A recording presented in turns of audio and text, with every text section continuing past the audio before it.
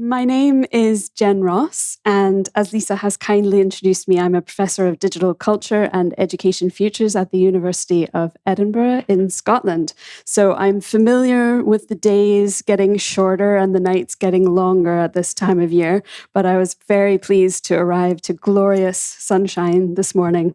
And yes, I'm loving this city already. So for the next half an hour, maybe 40 minutes or so, I want to talk about infrastructure. Now, I find infrastructure extremely interesting, but, and maybe there are people in this room who also find infrastructure extremely interesting, but I suspect we all have colleagues and others in our organizations that we work with that find it to be a bit more like this. It's not very exciting. It's not very sexy. We know we need it. It keeps stuff running. But, let's think about it as little as possible. And some of that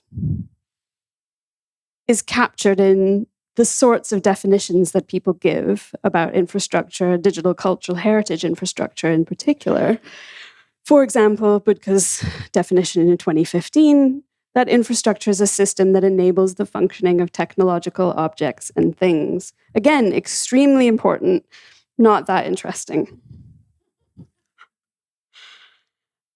Back in the 90s, Susan Lee Starr, who was one of the founders of science and technology studies as a discipline, wrote a lot about the ness of infrastructure.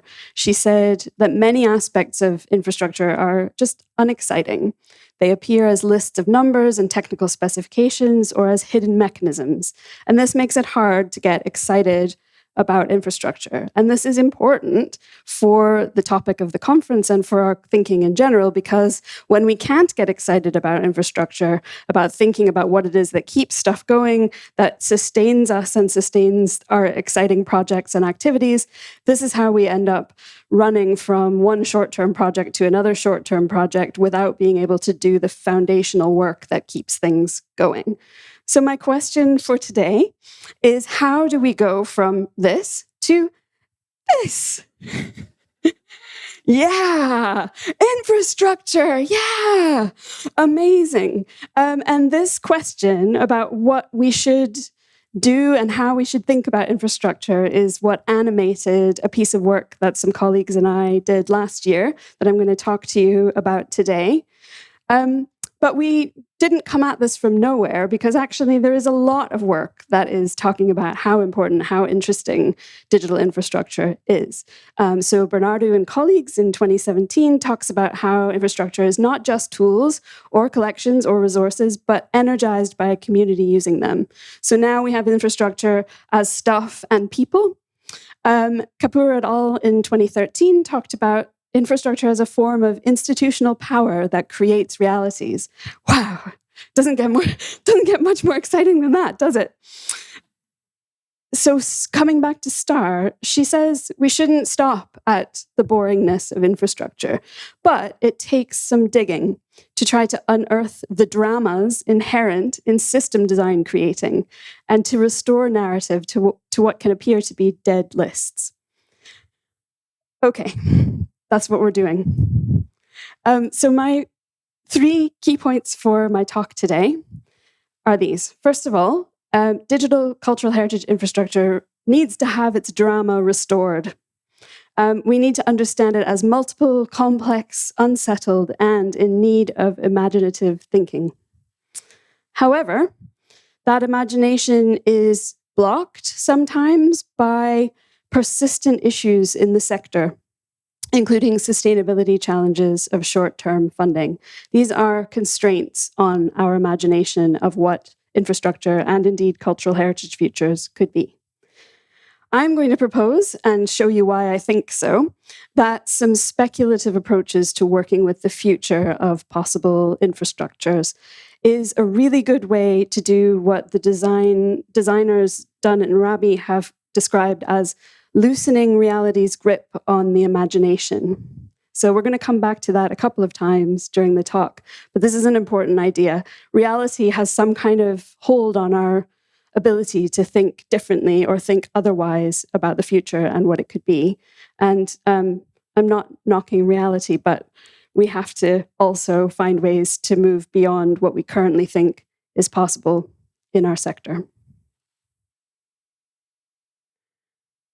So I have to thank 3 people in particular, and also the Creative Informatics and Arts and Humanities Research Council funding schemes, which funded a very small, very short project that has had a really big impact on my thinking and the thinking of everyone in the team, and hopefully of lots of other people that we've worked with as well.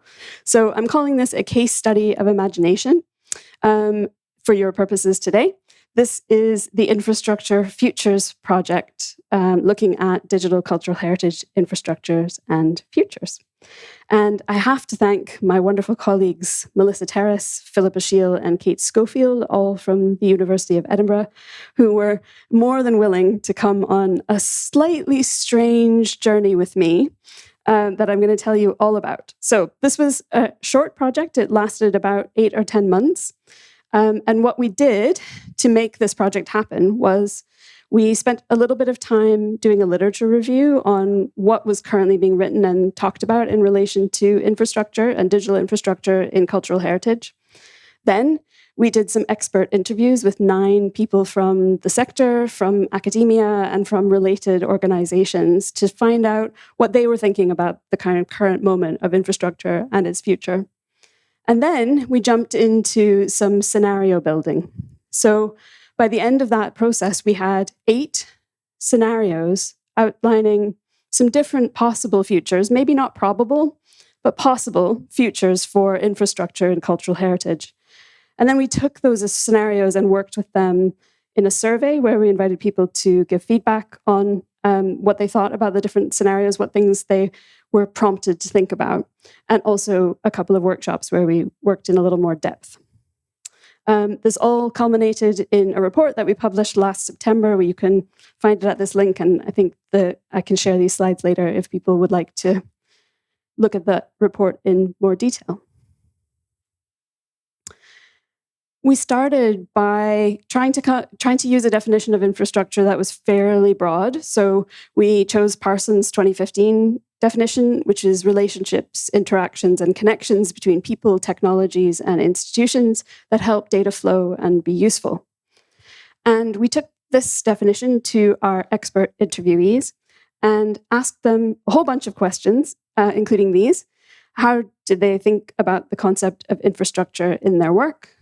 Were there things they thought were missing from current conversations about infrastructure? This is my favorite. Are there things you're tired of hearing about in conversations about infrastructure? Yeah, you get me. What are the most important live issues? What are the design opportunities and challenges? And where do they see organizational forms or types that were potentially interesting for their thinking about infrastructure? Now, it so happened that this project and these interviews were taking place at a time of considerable angst in the sector, definitely in the UK, but more widely as well. That coincided with the cyber attack on the British Library in the UK. So I think people were feeling like some of the drama had been restored to infrastructure before we even started, because so much was being discussed about how we maintain and sustain our institutions digitally in the kind of current world. So some of these responses, I think, reflect a particular moment in time, but that was helpful, actually, for what we were doing. So I'm not going to go into a lot of detail about the results from the interviews, because actually a lot of that stuff was then sort of woven into the scenarios, and I'll spend a little more time talking about those. But I just wanted to give you some examples of the kinds of things that our expert interviews were saying. This person was talking about project-based funding as a particular issue, and I know that will resonate for people here today. They said, the target I want to hit is about project-based funding because it's such a waste. The projects themselves might be wonderful, of course, and they very often are, but this year-on-year instability for forever institutions is very strange and kind of oxymoronic. It just must be kind of maddening for people who are responsible for long-term not being able to operate in long-term. we had a really interesting conversation with one of our interviewees who was talking about the concept of minimal computing as it might relate to the future of infrastructure. So they were referring to this sort of do-it-yourself, make-do savviness that exists around the world with many different names in rural communities, in developing countries, in working families. This attitude towards life where you don't expect everything to be handed out from the gods, you're going to have to make a way to make it work. I wanted to apply that to my own thinking about building projects.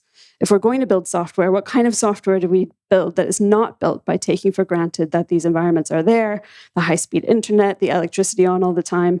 All of that became part of the thinking, and it coalesced around the concept of minimal computing. In relation to funding and funders, we had an interviewee talking in some detail about how funding priorities might shape what goes on in digital cultural heritage settings.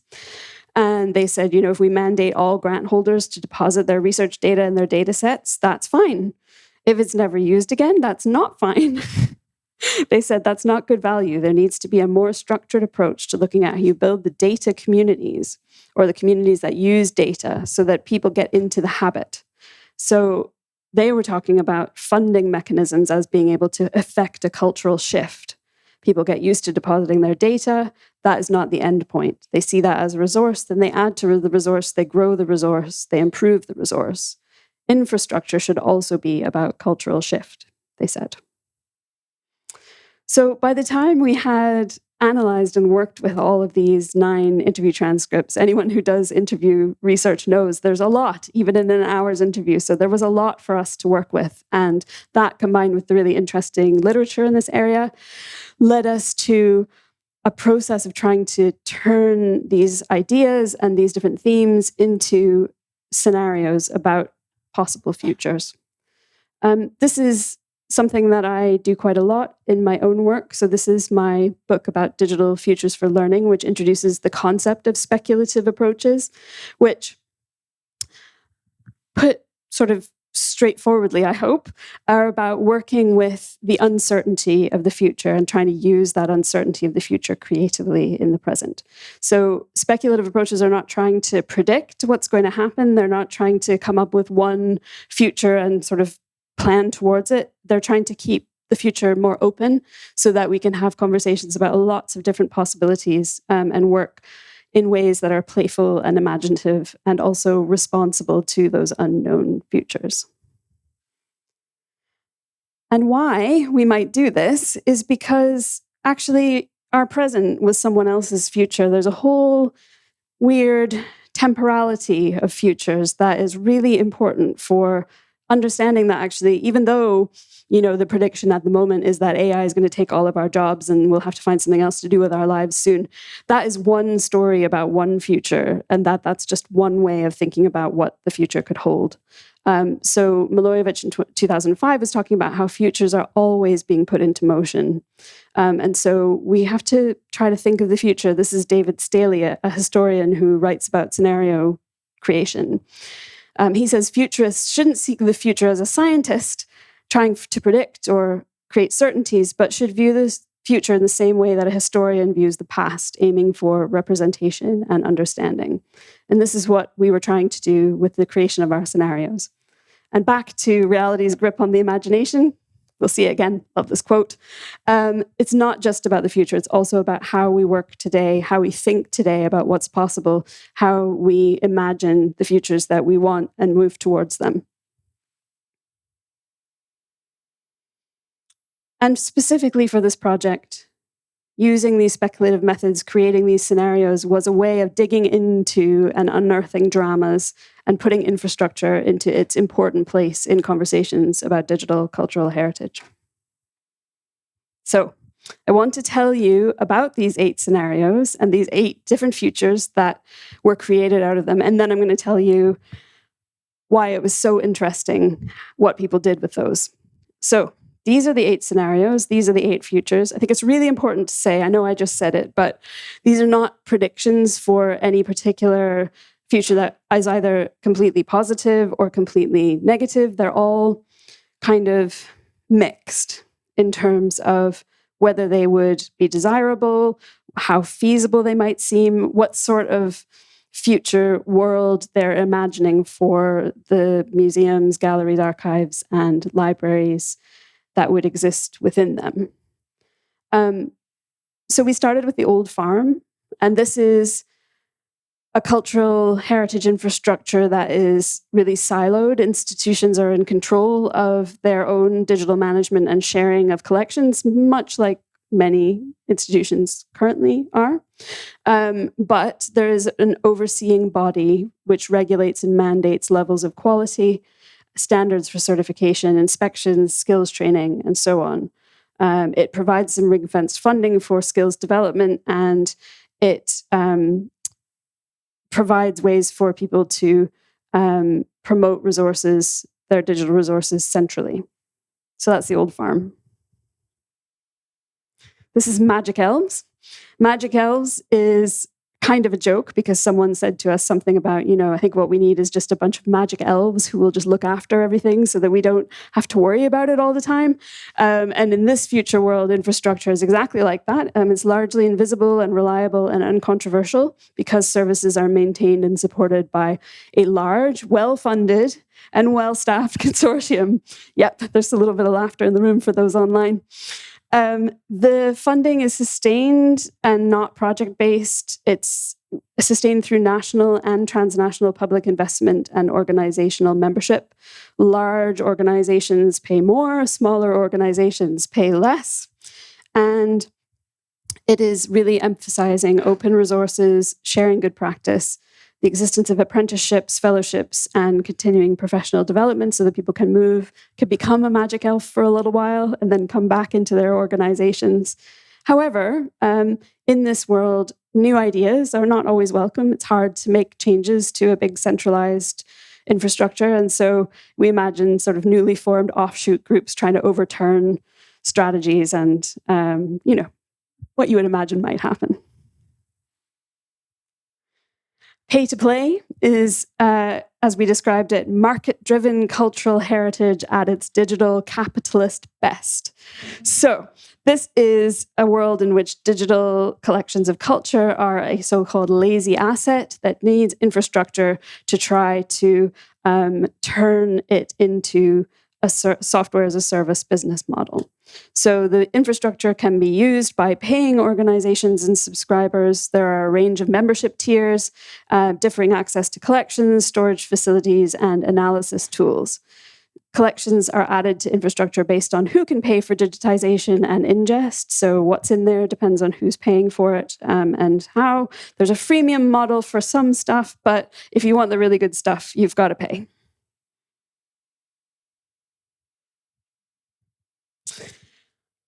History of buttons. One of the favorites of a number of people who have been engaged with this project is all about small, portable data sets. Digitized collections have become highly distributed, ownership and care shared out amongst stakeholders. There is shared infrastructure investment, but this is primarily about combining and packaging up data sets in a just-in-time kind of way. In this future that we imagined, there was a surprise hit streaming documentary, A History of Buttons in the Northeast, which involved several iterations of these portable data sets. There's an accompanying modesty turn in the humanities, so young researchers coming up have become much more interested in the small, in the local, in principles of eccentricity and humility. Data sets are stored locally. They are sometimes shared, but often they're just filed away. This is Buddy System. This is about shared infrastructure, which is essentially about communications and data sharing. It is a social network site. The expertise is the infrastructure. The people are the infrastructure rather than the systems. So there's a showcase of expertise in projects. Technologies and different sort of software platforms are seen as fragile and temporary and not really designed to last. So it's the people who hold the expertise who are the important factor in this network system of the future. Bespoke tools and approaches are sort of spun up as needed when things happen. Sometimes there's some big need, like a major emergency, that will mobilize the network, but Often this is about having the social capital to be able to interest people in the project that you want to do and get people on board to help you build whatever it is you're trying to build. Stuff doesn't necessarily get that well documented. So if you need to know something in the future about something that has happened, you probably have to find the right person to ask. But you can always ask. National treasures is describing cultural heritage collections as the new Olympics. There is fierce competition between nations to rule the Wi-Fi waves, and government funding is secured in a number of countries to create portals that carefully control messages regarding a nation's collections. But on the bright side, if you've got any of that stuff, it's incredibly well-funded infrastructure. So you get ongoing, predictable funding for digitization and promotion of those national treasures, as long as your content meets the strict criteria and doesn't dabble in any alternative histories. Access is free, open licensing for reuse, and this is a big deal, so it's high profile. Had to have an AI one, of course. This is Sassy. It is a tool that was designed for an imagined future methodology, which is the stop asking stupidly methodology. It was a tool built to support this using AI-powered discovery functionality to tap into less obvious possibilities and connections between objects and collections. And it draws on social metadata and rich contextual information about objects, and plus any available historical information about the collection and digitization processes.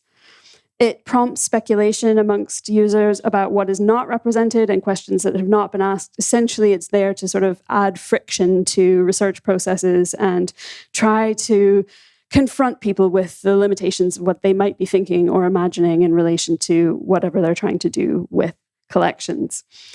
So apparently in this future world, people were a bit surprised to find that people wanted Sassy to be quite aggressive and challenging in its tone.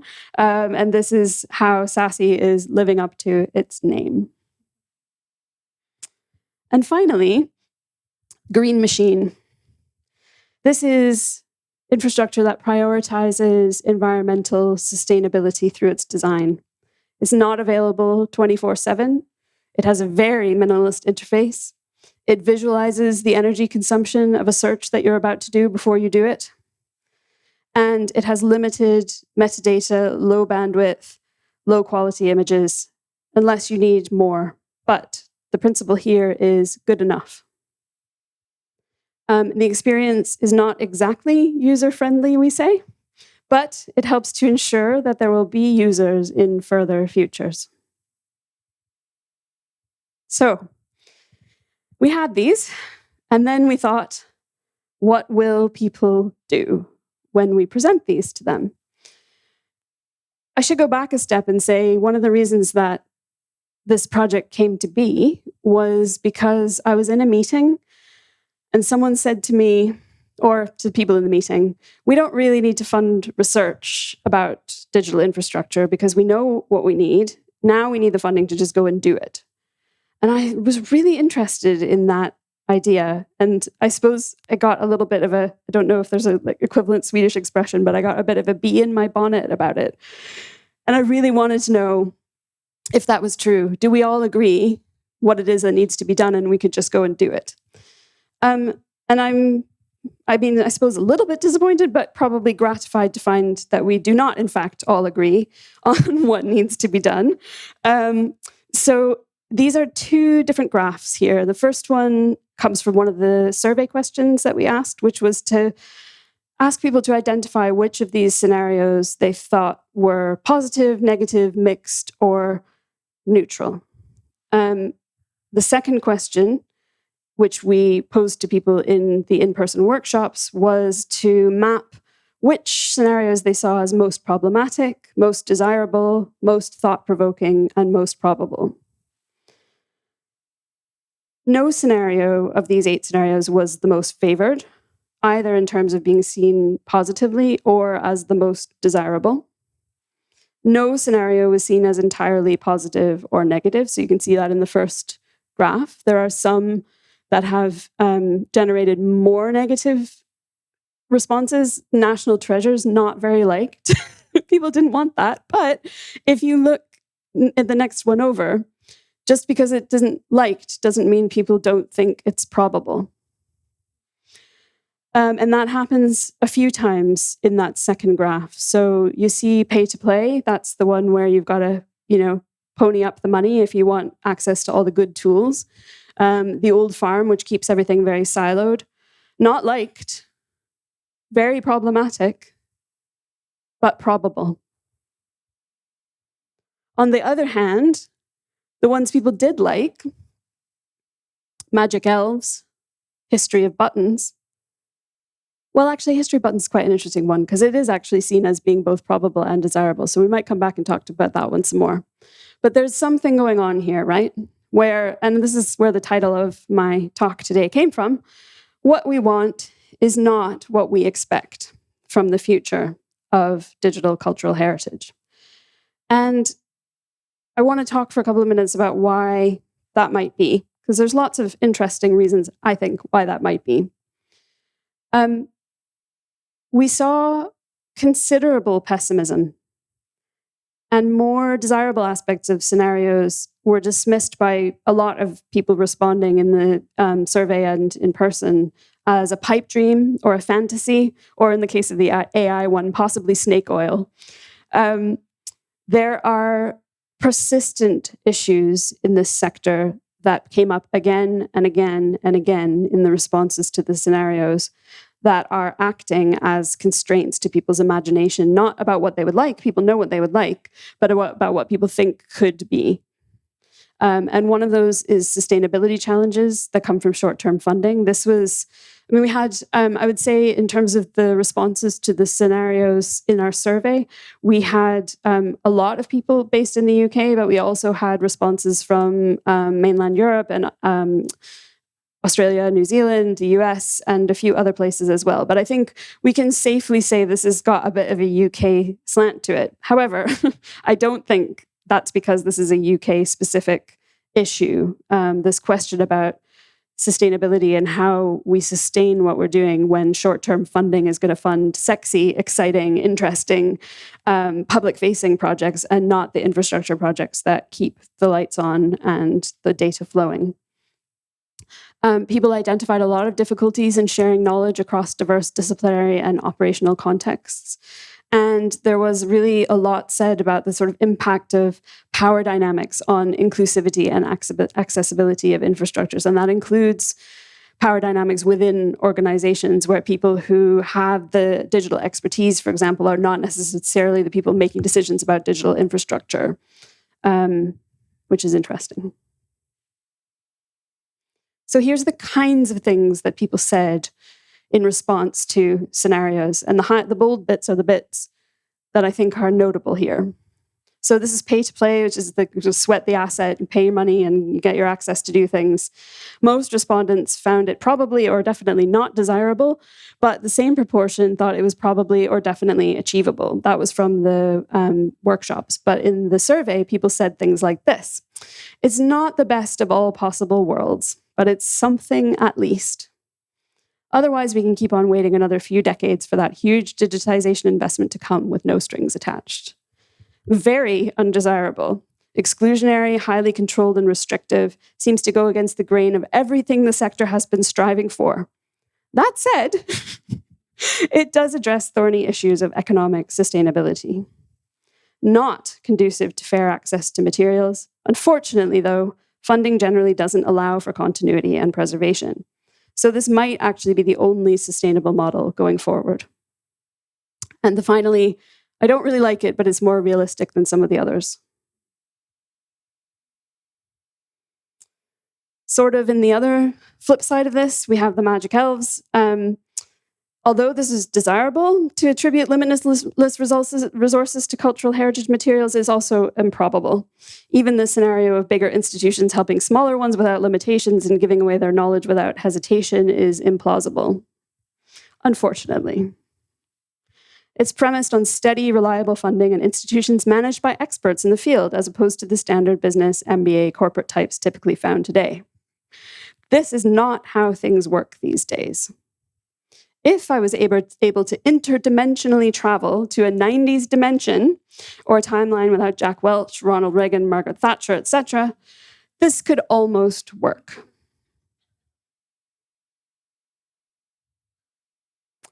And history of buttons, again, many people's favorite. This counts on a culture of specialists being interested in each other's work and works functionally if the wider population is also quite digitally savvy, which means the infrastructure must be very accessible. The scenario in question sounds wonderful, but a bit like a pipe dream in this area. So there's a few things going on here, and one is quite a well-known tendency of people to imagine digital technology futures in quite dystopian or pessimistic ways. This isn't just a cultural heritage issue, this happens across a lot of different contexts. Annette Markham did a bunch of work in 2021 with participatory research trying to get people to imagine different futures for technology. And she wrote about the concept of discursive closure, which is essentially this frame of inevitability and powerlessness in relation to digital technology that is very hard to work against. And we do tend to fall into these, I don't know if people here know the Netflix series Black Mirror. People tend to fall into this kind of Black Mirror dystopian, the big tech companies are just going to do whatever they're going to do and there's nothing we can do about it anyway kind of attitude, which is fair. I mean, I'm not disputing that there's something in that. But what happens is that it means that if you're doing this kind of imaginative futures work with people, you always are going to run into this issue where people, as she put it, even as people reached into the kind of black box of technology and technology futures, most people in her research didn't offer alternatives. So there's a kind of stalling of a critical consciousness, or in the case of what we're trying to do here, the opening up of imagination stalled. And this blocks dreaming and working sustainably. But I think also, and again, I'm going to speak for a minute about the UK context, but I don't think this is very different in other places, and maybe that's something we can talk about later.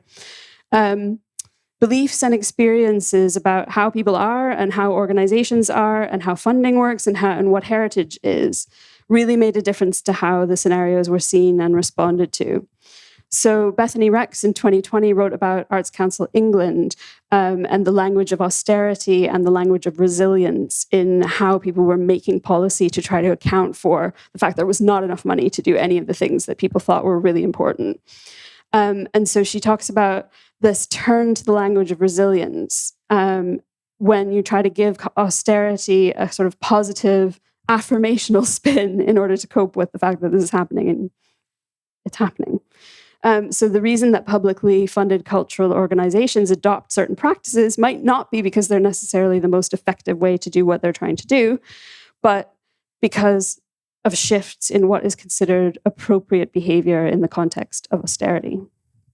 And one of the things we reflected on quite a bit when we were thinking about the data from this project is that in a sector where many people have only known conditions of constraint, of not having enough funding to do everything that needs to be done, alternatives will seem unrealistic or like a fantasy.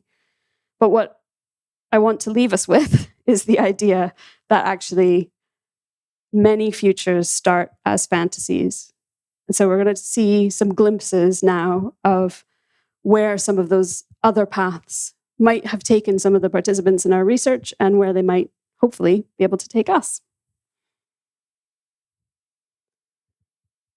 So it is hard to believe in sustainable and hopeful futures from a present that does not value longevity, expertise, and the daily work that goes into keeping the lights on. But if we think of infrastructure as a deep expression of care, the basis of trust in systems, and the foundation for sustainable digital cultural heritage futures, we know we need to find ways to believe in and work towards more hopeful futures. Coming back to Dunn and Raby, who I mentioned before, about reality's grip on the imagination, they did a lot of work about speculative design, wrote a book about it, it's very good. They say what you can do with speculative design, like in our scenarios, is make a whole range of viable and not so viable possibilities tangible and available for consideration. They say even non-viable alternatives, as long as they are imaginative, are valuable because they serve as inspiration to imagine one's own alternatives. So speculative design can be a catalyst for people to imagine themselves into a different place. It can inspire imagination and a feeling that, if not exactly anything, more is definitely possible. And I want to share just, I think, 4 examples from the survey data of people not necessarily accepting the scenarios as we had presented them, but looking at them and thinking maybe a little bit otherwise about what those futures might be. So this is someone reflecting on the buddy system. They say it's adaptable and it undoes parts of traditional infrastructural approaches and makes it more like an ongoing discourse or discussion.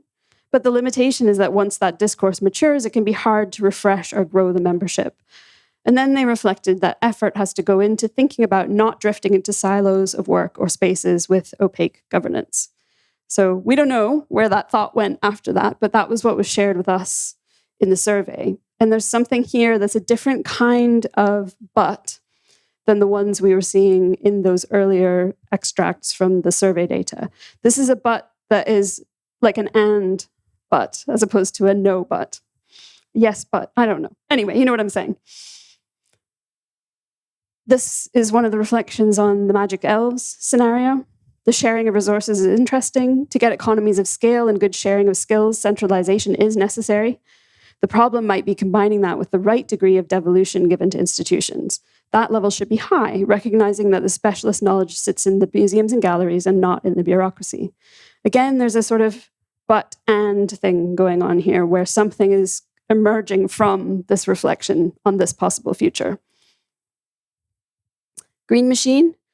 The most interesting thing about this scenario is redefining the idea of collections sustainably and access as around the question of sustainability of the planet and the existence at all of future researchers and users on a planet capable of life and collections.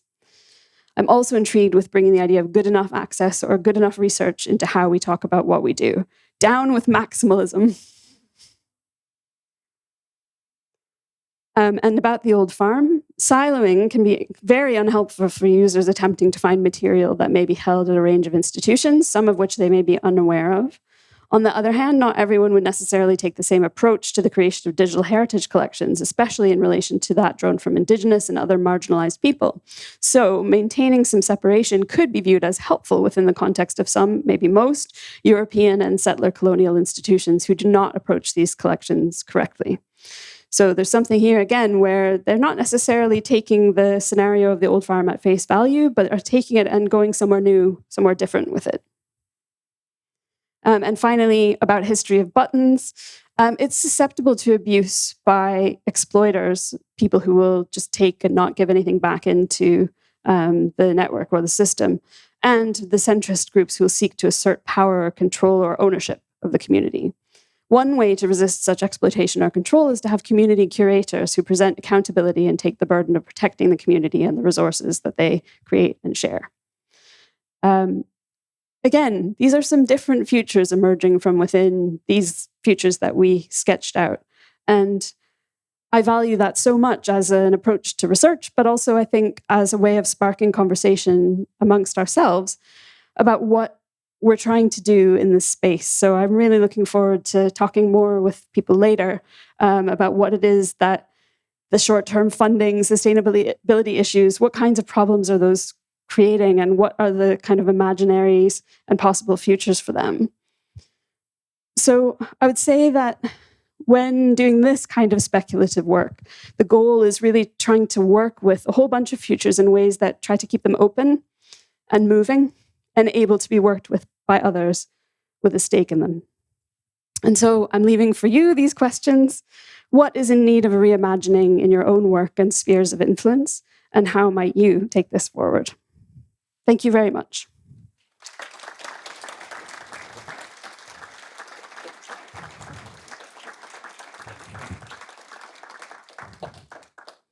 Wow. Okay. Oh, and I have some references in case people want them. Again, I think maybe we can share these later. I don't. Yes. But references. Great.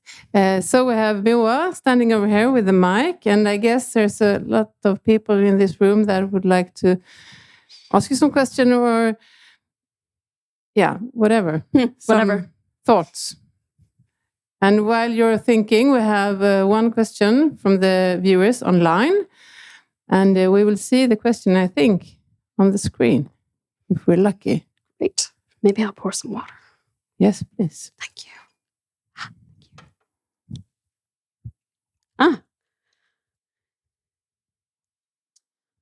Yes, okay, from Claes Ander.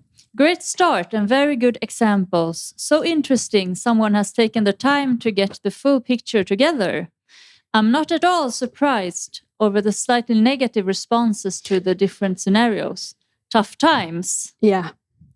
Yeah, and I think that's exactly it. And this was one of the conclusions that we came to, that actually there are probably more and less difficult times to be trying to imagine hopeful futures, or at least not depressing futures for digital cultural heritage. And I think we might be in one of the more difficult times, the more difficult periods. And that is, I think, maybe not a reason not to try to do this kind of imaginative opening up work now. I think it might be a reason to do more of it, because it gets depressing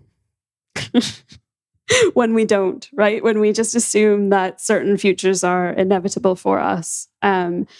We need to find the energy to look for different possible futures, and also the little sort of cracks and possibilities in the present that might make space for those. This is something I really try to do a lot of in my own work, both in cultural heritage and in education. And I don't know, it's that, right? It's those little sort of cracks where something's going a little bit differently than might have been anticipated. And then there's something really different that could happen in that space, maybe. Yes, and we have a question from Hannah. Yes, from Hannah. Thank you for a very interesting and surprisingly uplifting talk. Do you have more? Sorry, I read ahead. That's great. Do you have more tips on reading about using speculative scenarios in education? Already put in an order for your book, since this area interests me deeply. Thank you. Thanks so much, Hannah. This is an area, and certainly maybe a little bit less so in the cultural heritage space than in the education, sort of formal education space, but there's a lot of new work happening at the moment about speculative approaches, about scenario building, not only with, amongst researchers or with participants, but also with students. I'd be really happy to suggest some readings afterwards. Thank you for the question. Yes, and we have a question in the back. Thank you, Jen. That was so interesting. I was wondering which of the scenarios was your favorite, or the one that kind of made you start thinking in different ways than you previously? Thank you so much for asking that question. I really, really loved the green machine scenario. And something that really interested me about that was that other people did not love it as much as me. I absolutely recognized the reactions that people had in the survey, for example, to that scenario. They were really worried that all of the work that's being done to make cultural heritage objects and collections more accessible to people, more open, easier, would be undone by moves towards a kind of good enough approach to digital sustainability. And I do think that's extremely interesting, because even if you don't take the kind of most dramatic kind of doom scenario of what we could be heading for environmentally, the idea that we are going to have to make trade-offs, we'll have to make choices between the most accessible and the most sustainable, seems to me to be quite probable. I think there will be choices to be made, and there probably are choices to be made about that now. And I really enjoy thinking about what good enough collections or good enough access or good enough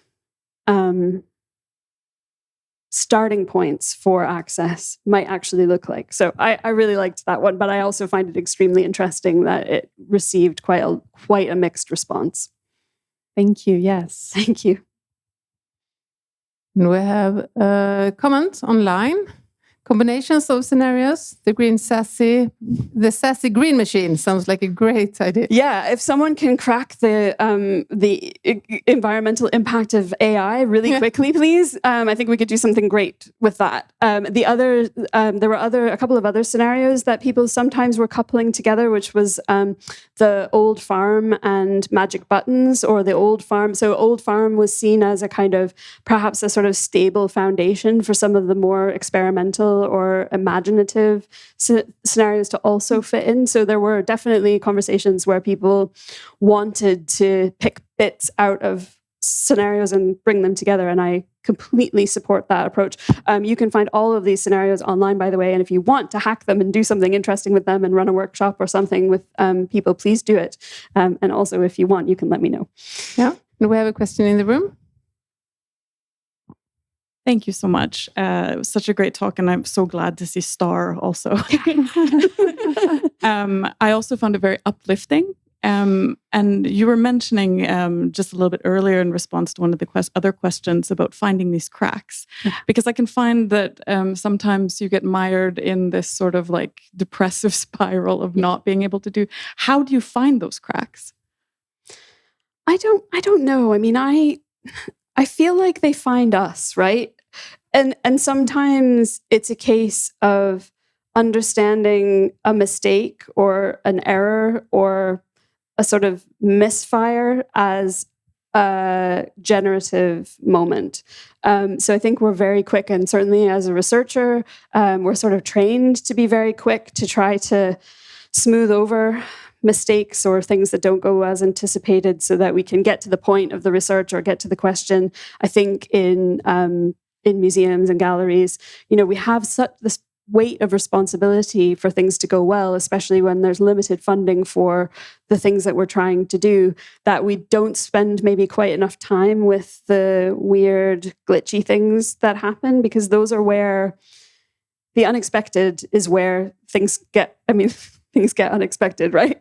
And so, yeah, I think I guess that brings us back to the question of how we make a bit more time to think.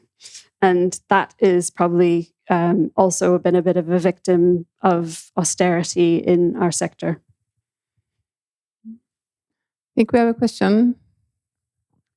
Hi, thank you. I love this. This is really great. I also work with design futuring, and I was super interested in love to hear about Dun and Bradstreet in this situation.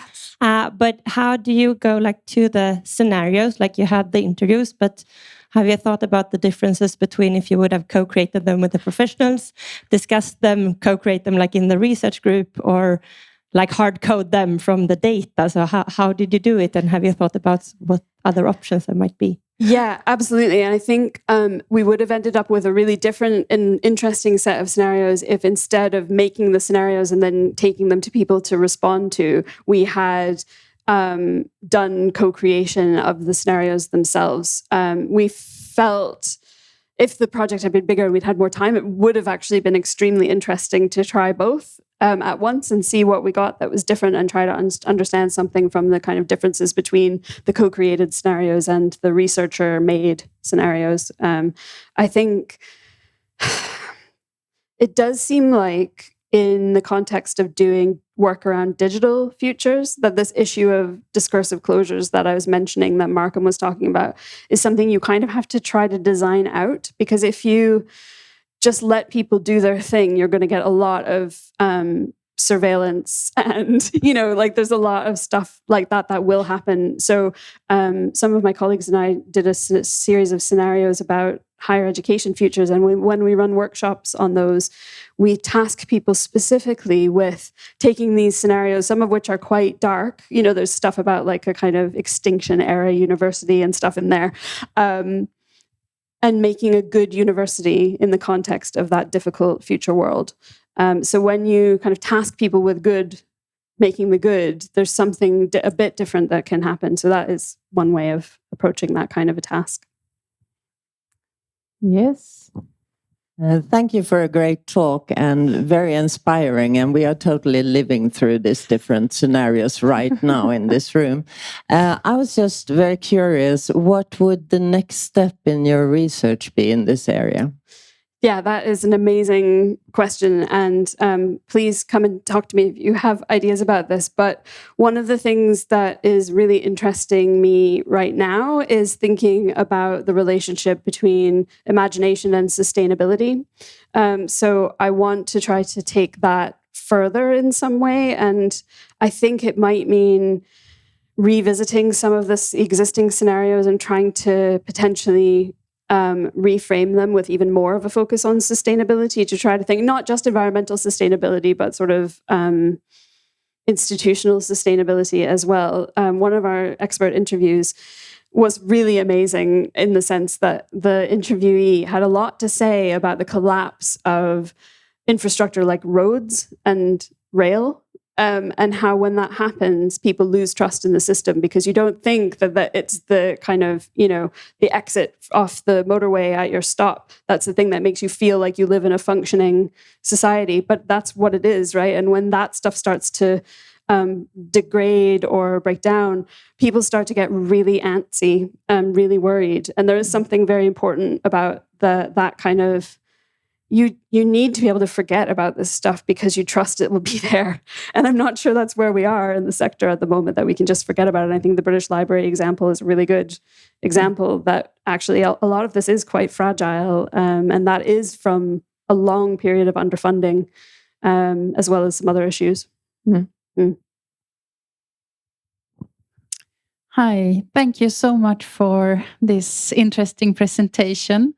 I'm happy to also say welcome here as one of the directors of the museum here in Västerås. Thank you. I cannot wait to look around. It looks amazing. Yeah. I was asking all kinds of questions earlier.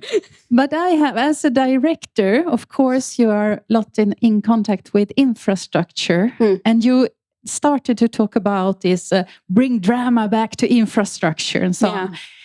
Might it be possible for you to maybe go into a little bit more of that and share a little bit more about the drama into infrastructure, thoughts about that? Thank you. Yeah, thank you so much. I feel I'm sort of contradicting myself a little bit in as much as it's just that when I'm saying drama, I don't mean, is it going to work tomorrow kind of drama. I more mean, this notion that infrastructure is just, as the question that sort of drove the beginning of this project, is just this thing that we just all know what it is. And the only problem with infrastructure is that we don't have enough funding to sustain it properly. I don't think that's right. We do actually have a lot of choices that are really significant about how we invest, what we invest in, what we want to build to be the foundation of our collections and our approaches in the sector. And so I guess the point is, we probably need to restore drama in as much as making those kinds of stories about infrastructure that we can bring people along with us is what is going to enable us to persuade funders and persuade other people with money and resources that some of that money and resource should go towards figuring out that layer that enables everything else, right? And so people said a lot of things, both in the survey and in the interviews, about the sort of sexy digital projects that get the funding. And they get funding because they look amazing, and somebody's going to use AI to completely change how we interpret and imagine collections. And all of that stuff is exciting, and I love that. And as a person who does education, I really love that kind of stuff. But there's also something sexy and interesting about infrastructure. And we have a final question online.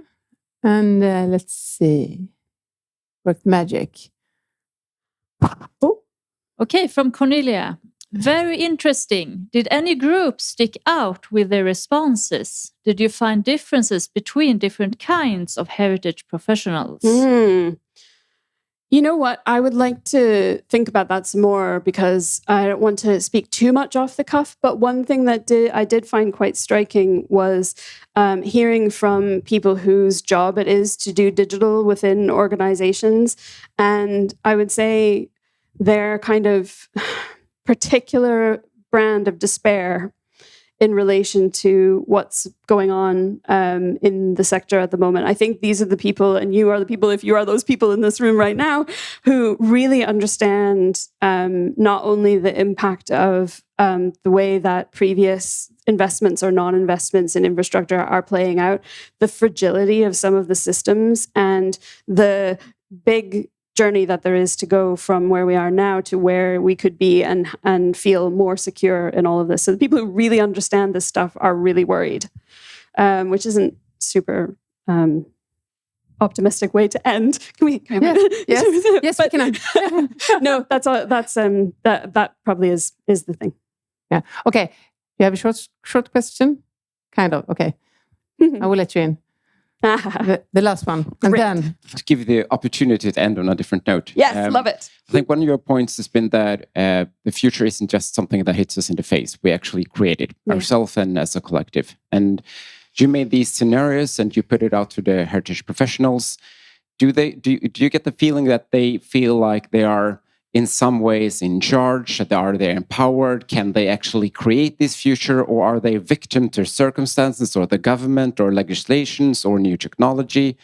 Are we empowered enough to create this future, or are we just going to sit in the back seat and wait for it? Yeah, that is an amazing question. And in truth, I don't think either of those things is exactly the case, right? I don't think we have individually or collectively the ability to sort of shape the economic conditions that we're in or change some things about the way stuff is going.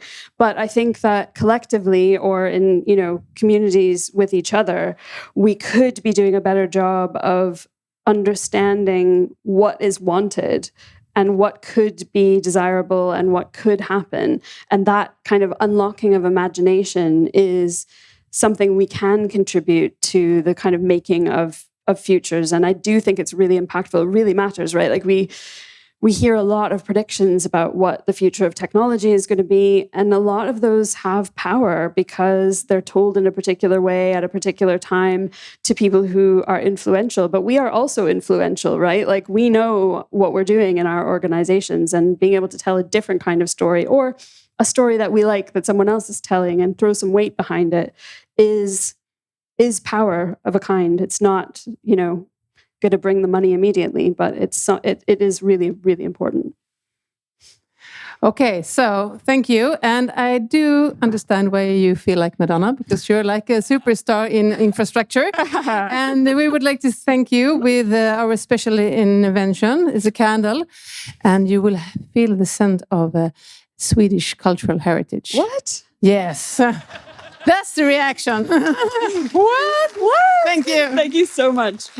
Thank you.